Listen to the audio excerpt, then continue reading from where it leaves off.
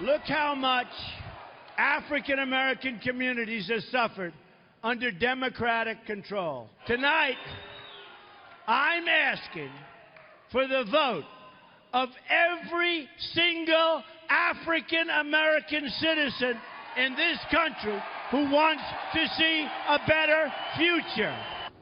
Well, Donald Trump, they're making his case to African American and Hispanic voters, arguing that the Democrats have abandoned them. Here to weigh in, Republican strategist Philip Stutz and Democratic strategist Evangeline Gomez. Thank you both for joining us so early this morning. Good morning. So off the very top, let's take a look at this poll. This is from the LA Times and USC, and it shows Clinton up 82.9% compared to Trump's 12.8% when it comes to the African American vote. So, Philip, I'll start with you. Is it possible for Donald Trump to change those numbers, and what does he need to do in order to do that? Well, I think you've seen the beginning of it, which is reaching out. Listen, there's no way you're going to start out and take the African-American vote by one speech, and the African-American community knows that. I think he's trying to build a coalition to get his numbers up in the African-American community, in the Hispanic community, so he can build a coalition in key states in order to compete with Hillary Clinton right now. And so the bottom line, the key is try to get those numbers up just a little bit more than what they have right now. Well, Evangeline, this is not just a Donald Trump thing. I mean, you look at some of our exit polling from the past 2 cycles in terms of how Democrats and Republicans have done with the African-American vote. I mean, it really is not even close. You look at this 2008, 95% of black voters went with President Obama. 2012, 93% voted for President Barack Obama. The problem here is that Donald Trump is viewed by many people in the African-American community as being the originator of the birther movement, where he attacked President Obama personally and politically, saying he had no legitimacy. Number 2, do we remember the days of the Central Park Five? These were Hispanic and black youths who were exonerated, found innocent, and yet he was calling that the death penalty be imposed on them. He took out an ad in a major newspaper in New York City. And then once the city reached a settlement with them, he said it was ridiculous and it was a disgrace.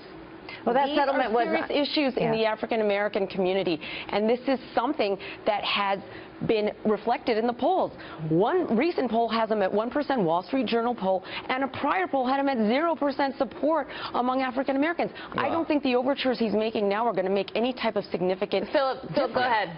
Well, listen, I mean, right now, 4 years ago, 8 years ago, McCain and Romney were polling at about 5% of the African-American vote. If you look at a combination of different polls right now, Trump is around 3.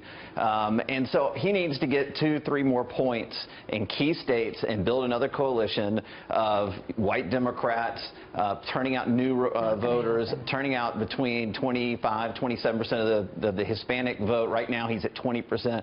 That's the makeup of what he's got to do to get elected. And Evangeline, what about, I mean, respond to that in terms of the economic numbers of the African-American community. I mean, that's what Donald Trump is out there right now trying to speak to. And, you know, as Philip said, what, 4 in 10 African-Americans live in poverty. 58% of African-American youth don't have jobs right now. And what plans has Donald Trump proposed to alleviate these situations? I have not heard any at this point. If he's going to create some, that's fine, but at this point, there is no trust for the candidate Donald Trump. The comments he's made against Hispanics, immigrants, and Muslims leave African Americans thinking, hey, what's that famous Martin Niemöller poem? I mean, that's exactly the situation you have right now, and I just don't see any significant numbers coming out of whatever. Well, we are beginning to see a change in tone. And I think Donald Trump, of tone. Well, and Donald Trump's campaign manager, she spoke yesterday. She said that he had the best week yet last week. Take a listen to what she had to say.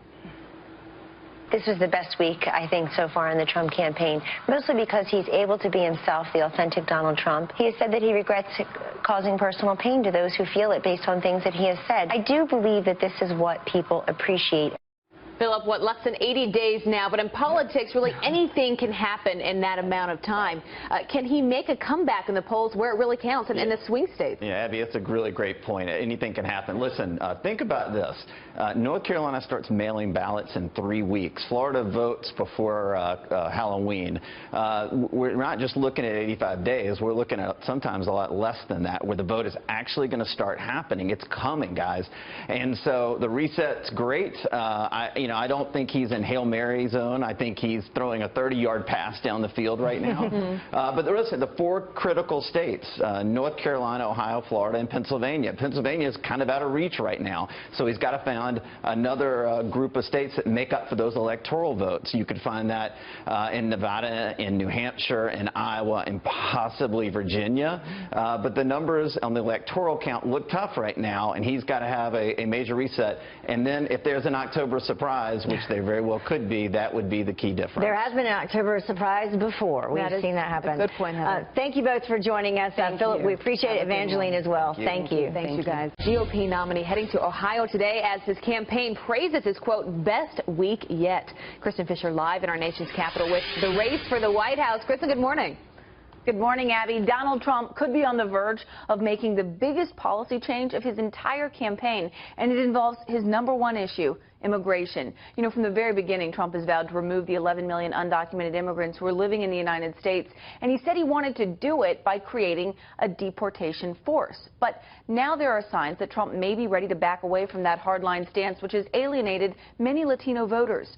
Over the weekend, Trump met with his newly formed Hispanic Advisory Council, and several people at that meeting reportedly told BuzzFeed they got the impression that Trump was rethinking his mass deportation policy. Now, the Trump campaign denies it. They say what he said in that meeting is no different from what he said on the campaign trail. But then yesterday, when asked if Trump still supports the creation of a deportation force, his new campaign manager, Kellyanne Conway, said this. As the weeks unfold, he will lay out the specifics of that plan that he would implement as President of the United States. Will that plan include a deportation force, the kind that you just heard in that soundbite and that he talked about during the Republican primaries? To be determined. To be determined. So there's a lot of questions surrounding Trump's immigration plan this morning, and he may address them in another policy speech sometime this week. Conway is calling last week the best week of Trump's entire campaign because, in her words, he's finally able to be himself. That's clearly an allusion to the absence of Trump's former campaign chairman, Paul Manafort. So, Heather, we'll see what this week holds now that, in Conway's words, he's now able to be the authentic Donald Trump. We'll Heather, see. We will reset. See. Yep. Thanks, again. Kristen. Thank you. Again. Donald Trump, who promised to call in, and certainly he has. Donald Trump, welcome back to Fox and Friends. Good morning. Good morning. Good morning to you. Let's talk about the Clinton Foundation. Among the people saying it's problematic and shut it down is the Huffington Post. You also agree with that premise. Well, number one, they should shut it down. Number two, they should give the money back to a lot of countries that we shouldn't be taking and they shouldn't be taking money from. Countries that influenced her totally. And also countries that discriminate against women and gays and everybody else. I mean, that money should be it should be given back. They should not take that money. Honestly, do you think that'll happen? It should happen, whether or not it will. They're very greedy people, so maybe it won't, but it should happen. I see that your campaign just sent out a statement a few minutes ago regarding this, and you're right. It is now clear the Clinton Foundation is the most corrupt enterprise in political history. You know, there are a lot of people who are not up to speed on what the Clinton Foundation's been doing that you feel is illegal. Well, I think it's been really well documented in the book, and the book has been absolutely approved by so many people. You've had accounting firms going in there. You've had so many people going in, and it's pay for play. I mean, if you look at it, it's pay for play. So many things happen. Money is paid, and then all of a sudden, lots of good things paying the money. Very, very bad situation. So you say shut it down. Oh, I say shut it down. It's interesting because the campaign was asked yesterday, hey, why don't you just shut it down now rather than wait until we find out whether or not she's elected president of the United States? And the spokesperson couldn't really answer that. Yeah, I don't know why we don't shut it down. It said, he didn't say that, but clearly that's the message. Look, these are very greedy people. These are people that have skirted the law for a long time. Hard to believe that, you know, somebody like this has a good chance and a fairly good chance of being president. Although, if you look at the most recent polls, I think things are turning. I think they're turning rather rapidly. But it's hard to believe that she could even be running. To be honest with you, with the emails and the crimes she committed, she shouldn't even be allowed to run for president. Mr. Trump, let's talk about her email scandal, because she totally threw Colin Powell under the bus. She was meeting with the FBI, and she said that Colin Powell told her to use her personal email server. So she's blaming it all on him. He was in the Hamptons over the weekend, was asked about it, and he said that is a total lie. He said she was using that email for 1 year before he told her that he had been doing the same thing. Yeah, well, look, she's a liar. I mean, she lies. She lied about the email. She lied about Colin Powell. I saw that. He was not happy. And the whole thing is a scam with them. Everything is a scam, like grifters. Paul Sperry had a column over the weekend about Huma Abedin and her mom. Evidently, they had a Journal of Muslim Minority Affairs going.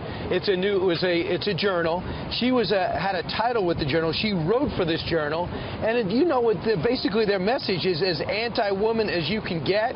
You understand? They were talking about how it's better for a woman to be subservient to a man. It goes on and on and on. And today, the Clinton camp answered and said her name was just on there. She didn't really do anything. She had no formal role, as the exact quote, of the Radical Muslim Journal. And her mom's the editor, is that right, Brian? Yeah. Well, you know, it's interesting because, of course, that's terrible and it shouldn't happen, and it's a lie. It's another lie that they tell.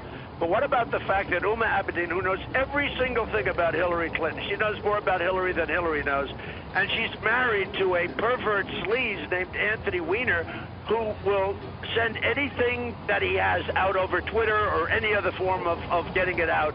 I mean, she's married to Anthony Weiner. She knows everything that Hillary Clinton is doing, and she's married to a guy that has no control over himself. Of course, if this was a story that involved somebody with the last name of Trump, it would be a big story in the mainstream media, but because it's on the political left, not so much, right? If this were Trump, it would be so big, you would call up and you would say, I'm so sorry for you. Isn't that sad? All right, let's talk a little bit about your weekend. You had a meeting at Trump Towers with a number of Hispanic leaders, and then BuzzFeed, the next hour or two, had a headline, "In reversal, Trump indicates to Hispanic leaders openness to legalization for immigrants." Have you changed your mind? Are you now open to leaving the 11 million or so illegals in this country right now here, or what's going on? Let me tell you that these were great people. These are highly respected people within the community. Unbelievable people. Just to tell you about BuzzFeed, they guaranteed that I wasn't going to run. And the writer that wrote the article said he will take a year's salary off if I run. And I ran. So, you know, BuzzFeed, they're about as accurate on this. But I will tell you, we're dealing with people. We have to be very firm. We have to be very, very strong when people come in illegally. We have a lot of people that want to come in through the legal process. It's not fair for them. And we're working with a lot of people in the Hispanic community to try and come up with an answer. So you're not flip-flopping? No, I'm not flip-flopping. We want to come up with a really fair but firm answer. It has to be very firm. But we want to come up with something fair. The New York Times did a story Sunday saying that your companies, they looked at 30 Trump properties, have $650 million in debt. What's your reaction? Well, the value, if the value is $11 billion, it's a very small amount of debt. I have very little debt relative to the assets. I have massive assets. In fact, I guess they said the two assets they were talking about were, they went out and did an appraisal. I think they said $3.7 billion. That's put down in a little line. Compared to my assets, I think I have less than 5% or so in debt, which is a very low debt. Now, the smart people that read that story thought it was a good story. Some people didn't understand the story. But when you get to $300 million or $600 million, but you have massive buildings and big assets, that's a very small amount of money. I have very little debt. All right. Mr. Trump, thanks for joining us. I know you're heading to Austin tomorrow for another town hall, and I will be there with you. So thanks for that interview and for joining us this morning. That's great. Appreciate See you tomorrow. Thank you. Thanks so long. It's been a rough couple of weeks for the Trump campaign. It has some of the pundits predicting Donald's demise. Well, Team Trump saying no, all is well on their end, and they claim Hillary Clinton has some major house cleaning to do.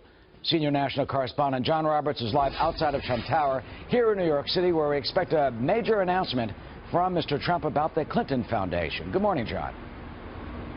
Eric and Martha, good morning to you. Yes, Donald Trump is planning to unload today, and he's already begun it on Hillary Clinton over the Clinton Foundation, calling it, quote, the most corrupt enterprise in political history, saying that it should be immediately shut down. Not likely, though, that Hillary Clinton is going to take the hint from Donald Trump. Expect that he'll say more about that later on today when he appears for a big rally in Akron, Ohio. That'll be this evening. Another big message that the Trump campaign is going to be talking about this week is immigration. According to his son Eric, who was on Fox and Friends this morning, he's got a big speech planned for Colorado on Thursday. We're getting some indications that Donald Trump may be dialing back just a little bit on his call to deport all 11 million or so people who are in this country illegally. He talked about a deportation force.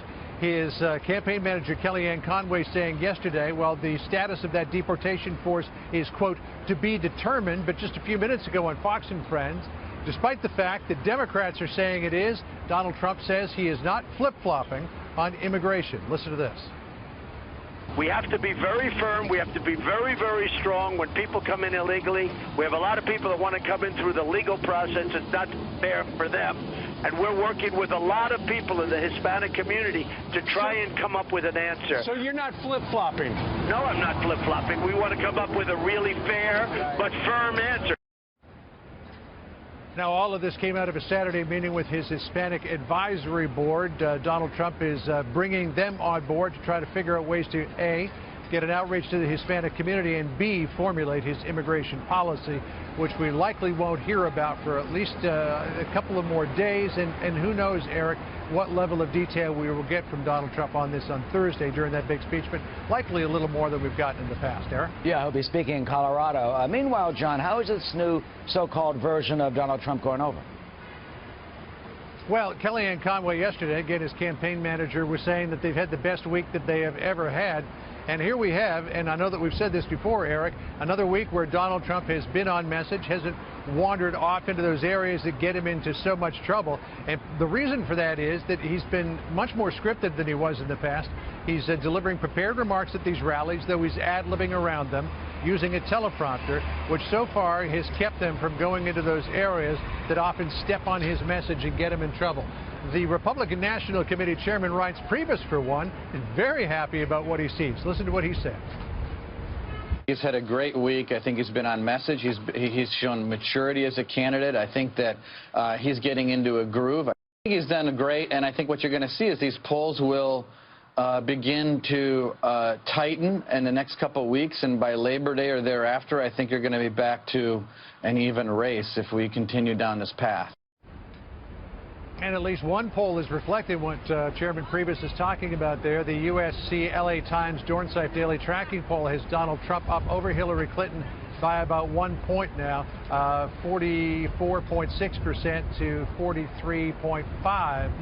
Now, that poll changes a lot, so we'll see where it goes. But they like what they see at the moment. And I'm also hearing from folks inside the campaign that this change, Eric, in tone has been met with a similar increase in fundraising. So likely that they'll continue with this formula, at least for the foreseeable future. Eric? Yeah, a lot of breaking news on the Trump front today, and we have it all here at America's Newsroom. John, thank you.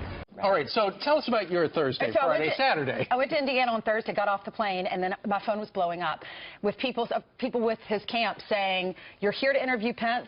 We appreciate that, but he's going to Baton Rouge, so the interview's going to be postponed. So we stayed in Indiana. We interviewed him on Saturday. Yeah, it actually was great because we got to talk to him about his experience in Baton Rouge. So it ended up working out beautifully for everyone. So where were you, in the house? In the governor's mansion. Although I learned it's not a mansion, it's called the residence. They call it the residence. So let's take a look at some of what we got with him. So, Governor, you're just back from Baton Rouge. How was it?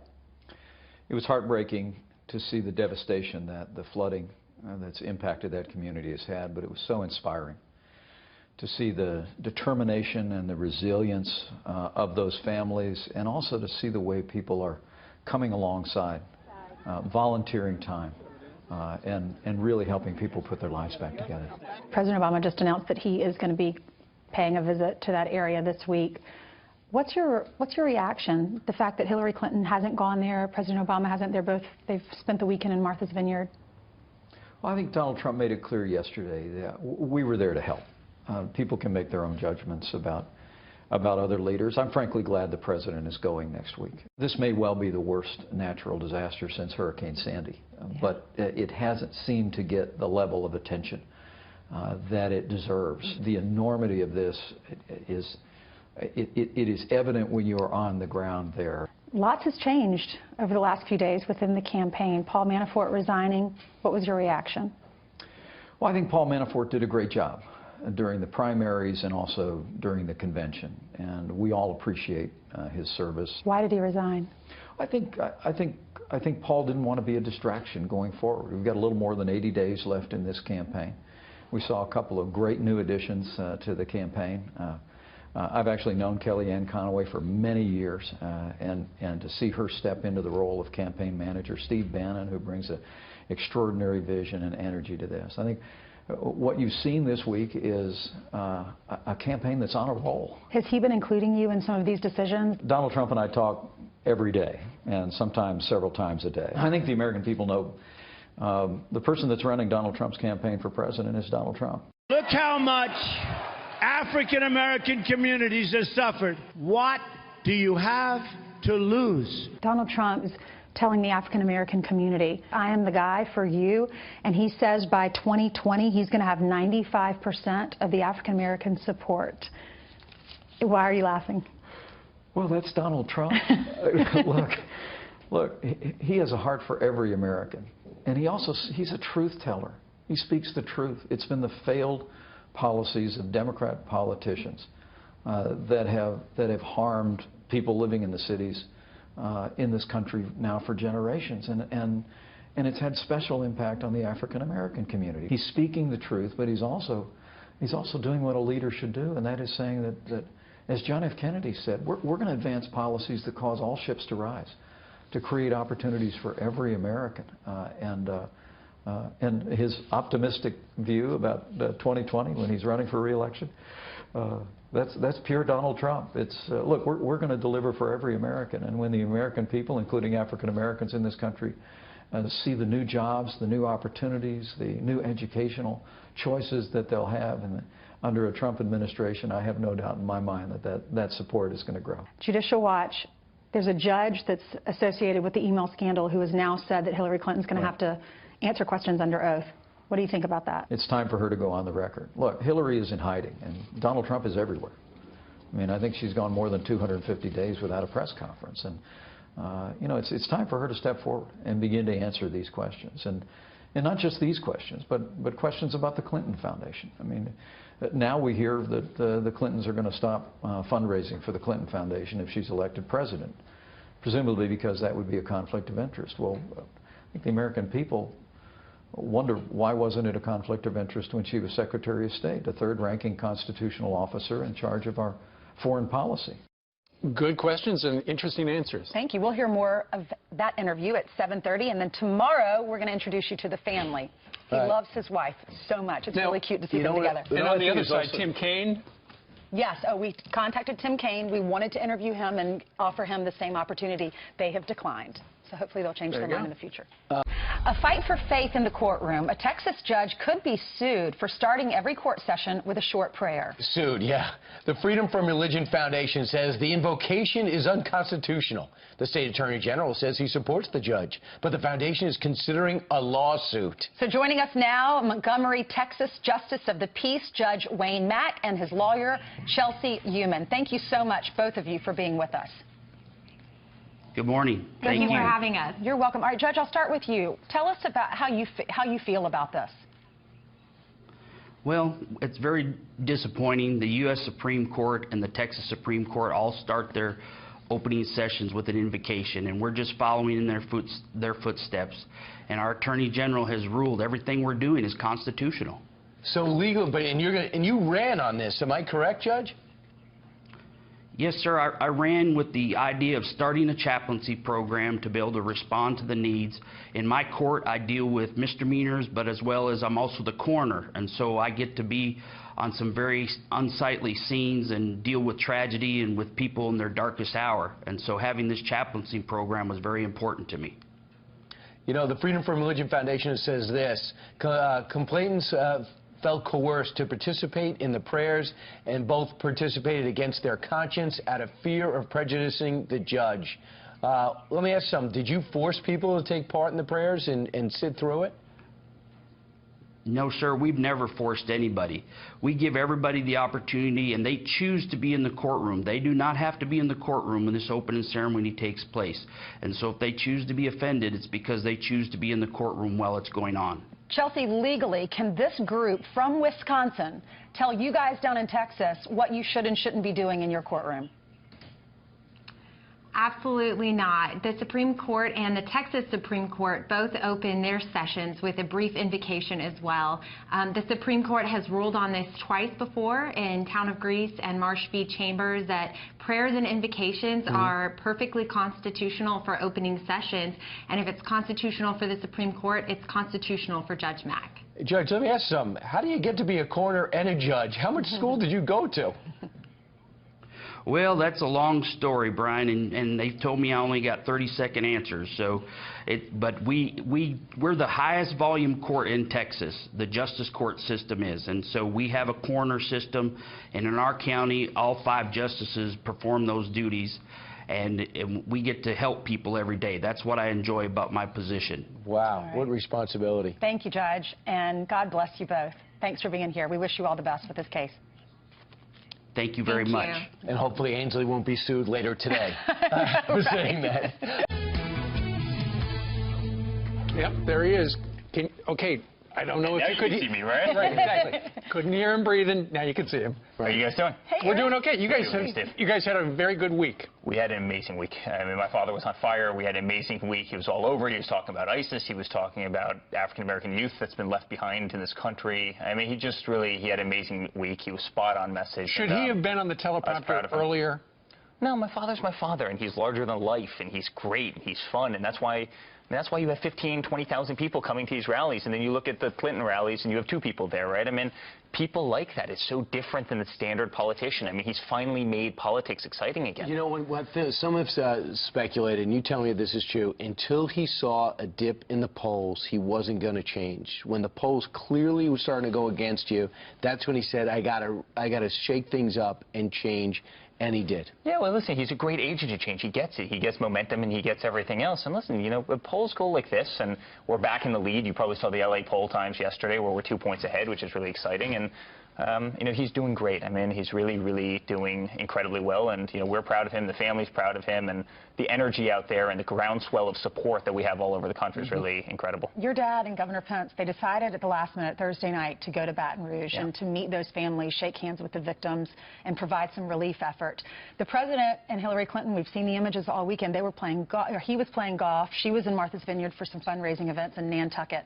And then he decided, the president decided to go down to Baton Rouge on Tuesday. Wow. Yeah. Did your dad did he force his hand? Listen, there's no question about it. I mean, to me, it's awful. I mean, to me as a civilian, it is horrible to hear you. I mean, not even that the president could have done anything down there, but just the optics of it. Here you are in Martha's Vineyard playing golf for a week on end while people's houses are underwater, while their lives are destroyed, their cars are underwater, you have coffins floating down the street.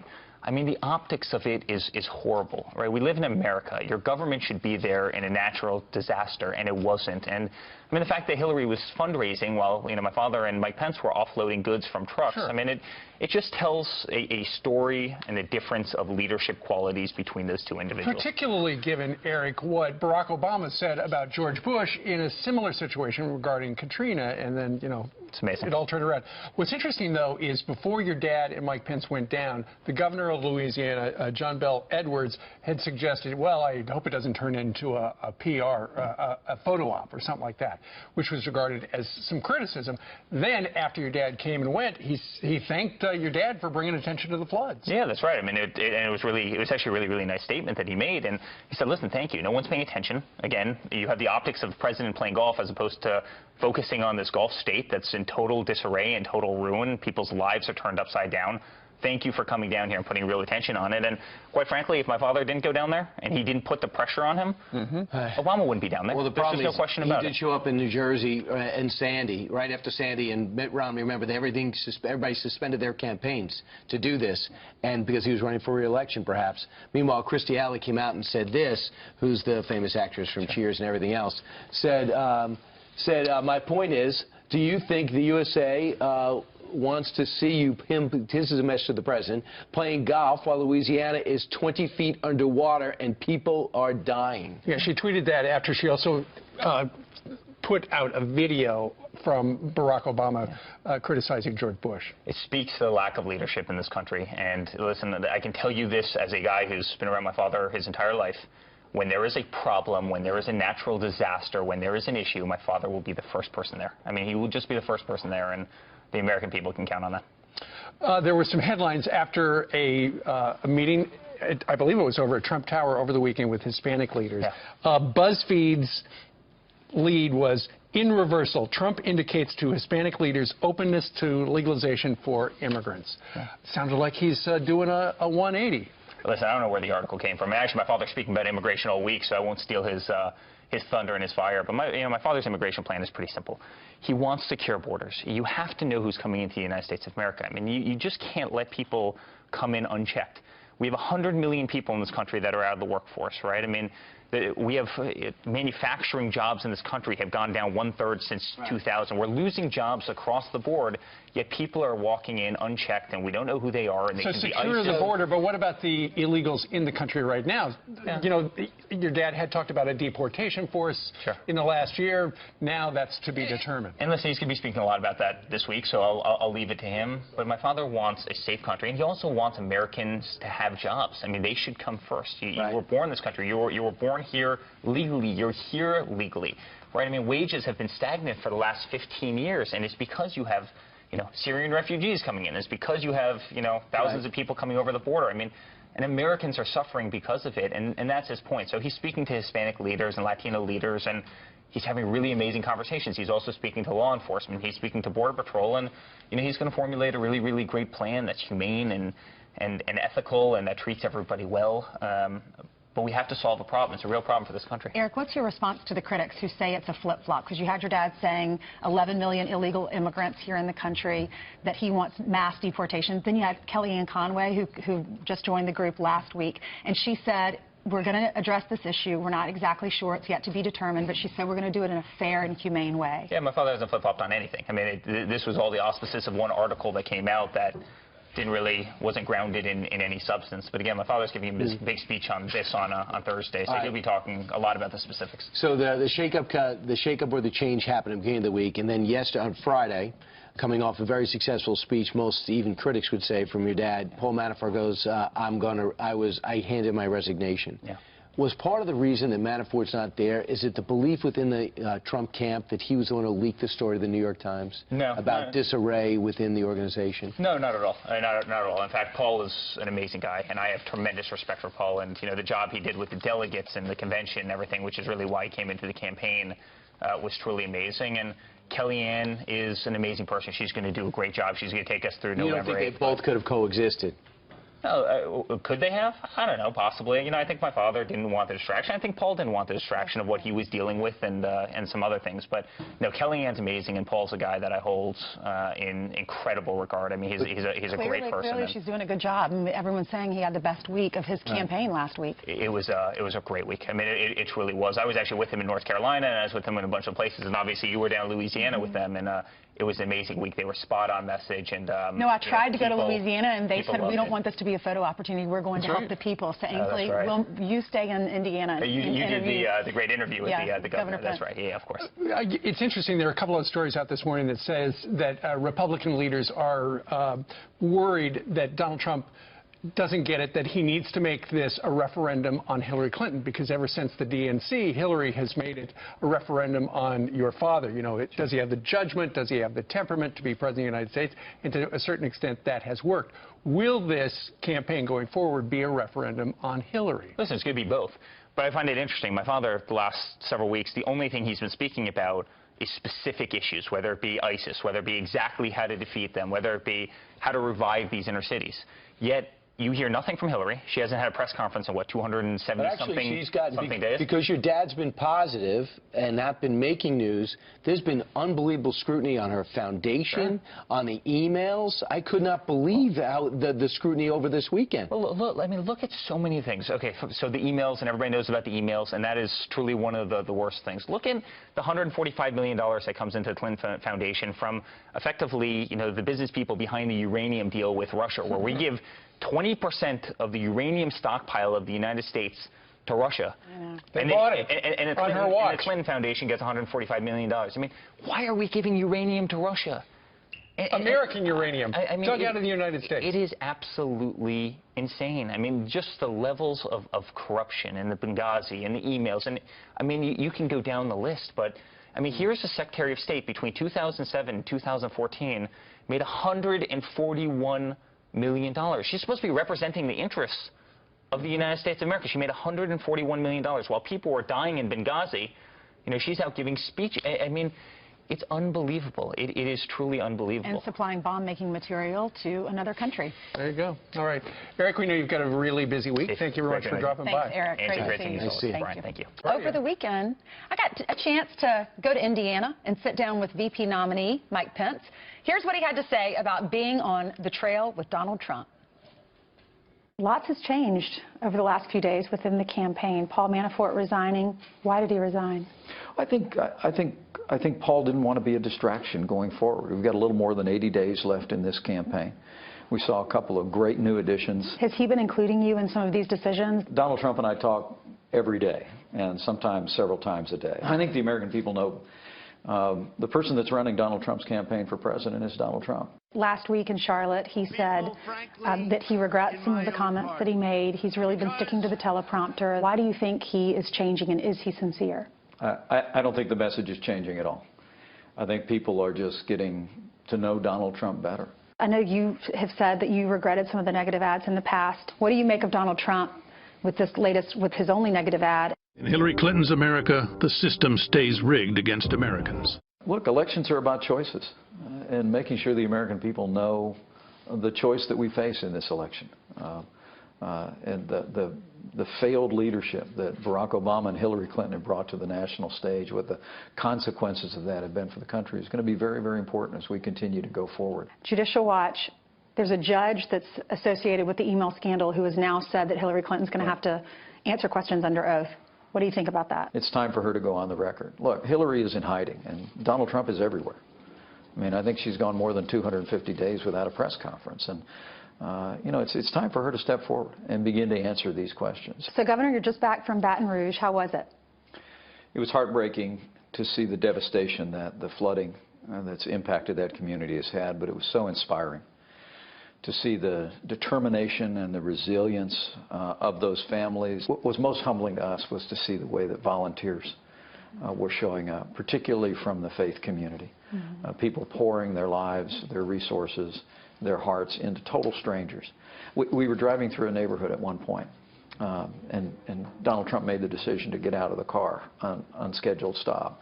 We walked on to a driveway. We met the family where almost all of their earthly possessions were piled in the front yard. And they were starting to piece their life back together. But we not only met that family, but we also met a family that had just arrived in from Tennessee to help them put their lives back together.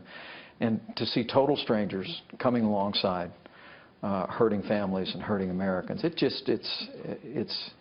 it's very humbling. It was humbling for both of us, and just such a reminder of what a great country this is. A lot of people say you're very relatable. You have movie night, you have pizza night. It was just released that you have student loan debt anywhere between $95,000 and $280,000. So you're so relatable. You know, a lot of people can't relate to Donald Trump because he's a billionaire. They like some of the things that he says and they can relate to some of his messaging, but as far as just real life experience, people like that about you. Do you feel like you're extremely relatable to the American people? Well, I mean, what you see is what you get with the Pences. We're pretty typical Indiana family, although we've been very blessed. We've been very blessed to be able to serve in public office, representing my hometown in Washington, D.C., and the great privilege of being governor of the state of Indiana is very humbling to me. You know, we've made the decisions that other families have made, but raising 3 kids, putting our kids through college, and making the sacrifices that are necessary to do that. Governor and father. Yeah, seems like a great dad. Loves his wife so much. We're going to show you that side of the interview tomorrow because we heard some great stories, what they're like as a family, their traditions. There were some tears that were shed, too, because they were talking about his dad and how meaningful his relationship was with his dad and how great of a wife she is, which brought her to tears. Right. I just can't believe the student loan deal. Well, how many years did he go to school? No, for all 3 of his kids. Oh, yeah. I thought for him. Loans for his kids. Yeah, wow. Yeah. We did reach out to Tim Kaine. We wanted to do the same thing with him. Make it fair and balanced, and they declined our interview. So hopefully they'll change after their they mind. watch that, they probably say, Maybe hey, they'll change that was their good. mind. Yeah. All right.